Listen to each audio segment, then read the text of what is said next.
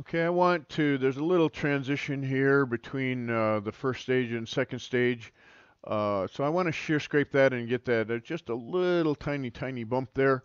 So I'm going to use my bowl gouge without the handle on it. And that allows me to get my handle down in a shear scraping mode and not have the bed in my way and the lathe in my way. When shear scraping with the bowl gouge, have the handle way down and the flute closed. And it's a very delicate cut. We don't need the leverage of the handle.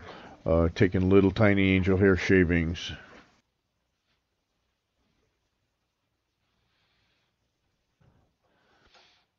See, I can get the handle way down now. Make sure the angle of the tool is angled so that we're going from large diameter to small diameter supported fibers. Delicate cut with a shear scrape.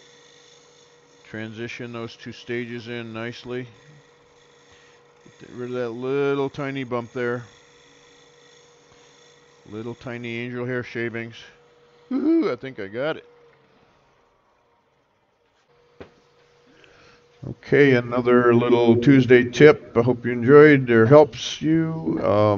Don't forget to support our sponsors, Doug Thompson Tools and Mike Hunter Tools, and my new sponsor, Starbond Glue.